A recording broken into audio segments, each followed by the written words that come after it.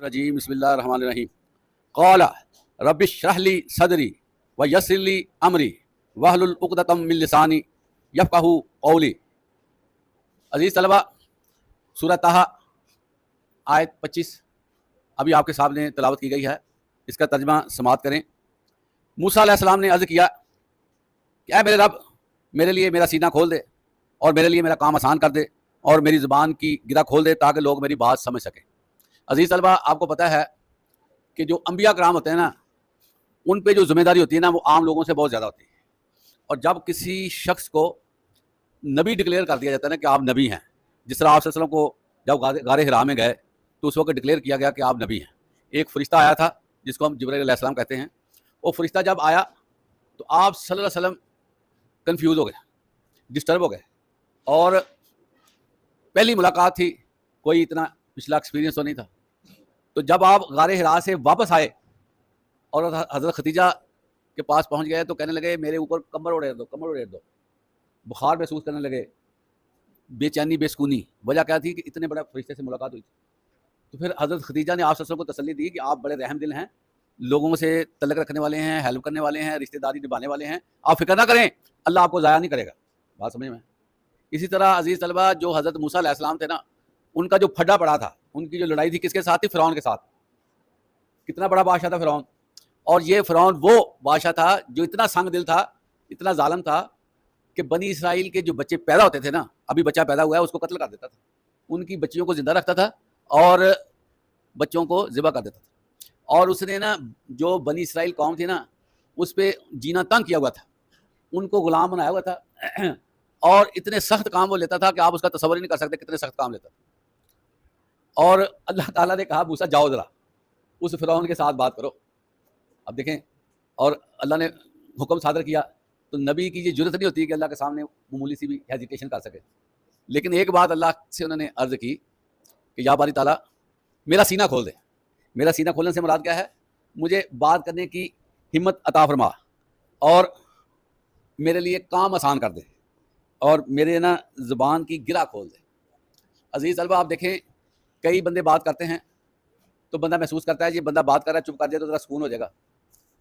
کئی بندے بات کرتے ہیں، غصہ آ جاتا ہے کہ یہ کس طرح کی باتیں کر رہا ہے۔ تو بات کرنے کا ہر ایک کا انداز اپنا اپنا ہوتا ہے، اور بہت سے لوگوں کو بات کرنے کا ڈب نہیں ہوتا۔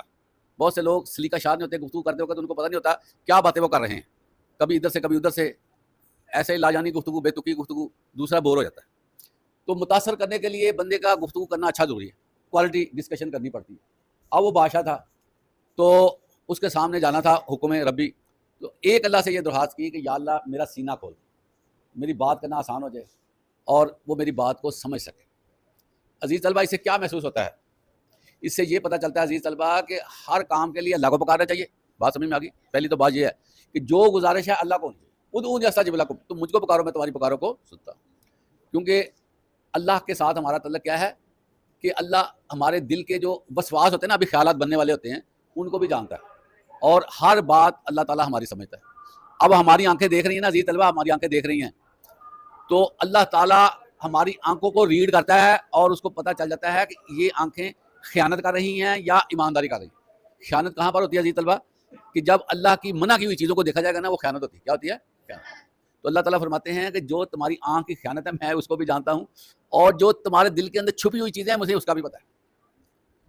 تو اس لیے عزیز طلبہ، بندے کو نا اللہ کے ساتھ روابط استوار کرنا چاہیے، اور اسی سے مانگنا چاہیے، اسی سے التجائیں کرنی چاہیے، اسی کے ساتھ گڑ گڑانا چاہیے، اسی سے راہ و رسم رکھنا چاہیے، کیونکہ ہر چیز ملنی ہمیں کہاں سے؟ اللہ کے در سے۔ اللہ کا در ہی ایسا ہے جو بند نہیں ہوتا، اور اللہ ہی ہے جو دینے والا ہے، ساری کائنات اس سے لینے والی ہے، ساری کائنات اس کی فقیر ہے، اللہ غنی ہے۔ ٹھیک ہو؟ تو حضرت موسیٰ علیہ السلام نے درخواست کی اللہ سے کہ یا اللہ میرا سینہ کھول۔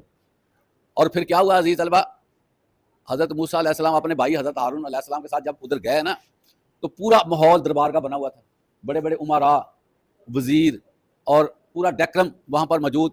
تو وہاں پر حضرت موسیٰ تقریر کر رہے ہیں، تو آپ دیکھیں کہ وہ بندہ پریشان ہوا ہے۔ آپ کو پتہ ہے حضرت موسیٰ علیہ السلام نے جو باتیں کی ہیں نا، اس سے فرعون جیسا بندہ پریشان ہو گیا، وہ گھبرا گیا کہ یہ کیا ہو گیا۔ ٹھیک ہے؟ تو اس کو نا پتہ چلے گا کہ وہ بندہ گفتگو کر رہا ہے۔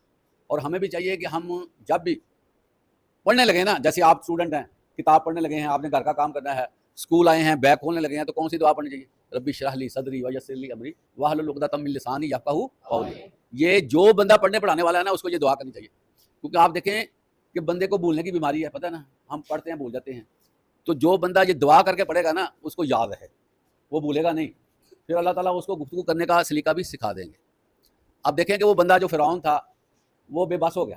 اس نے آپ علیہ السلام سے معجزہ مانگا تو آپ نے عصا پھینکا، وہ سانپ بن گیا، پتہ. اور اسی طرح ہاتھ ایسے کر کے نکالا، وہ چمکنے لگ گیا.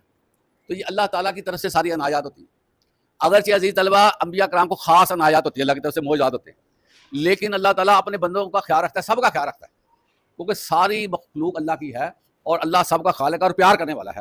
اس لیے کبھی بھی اللہ تعالیٰ قرآن میں فرماتے ہیں لا تقنطوا من رحمت اللہ، اللہ کی رحمت سے مایوس نہ ہونا. اللہ کو کسی طور پہ تم کم نہیں پاؤ گے. حدیث قدسی ہے، اللہ کے نبی فرماتے ہیں کہ اللہ فرماتا ہے کہ اگر تم ایک بلشت میری طرف آؤ گے نا، میں ایک قدم آ جاؤں گا. تم قدم چلاؤ گے میں زیادہ چل کے آ جاؤں گا. کیا مطلب؟ میری رحمتیں تم پہ آتی جائیں گی، میری رحمتیں تمہیں. اور اللہ تعالیٰ قرآن میں فرماتے ہیں میں تیری شاہ رگ سے زیادہ قریب ہوں. شاہ رگ دیکھی ہوئی ہے نا، یہاں بندے کی زندگی کا دار و مدار ہے. بکرے کو جب حلال کیا جاتا ہے تو سب سے پہلے شاہ رگ کاٹی جاتی ہے.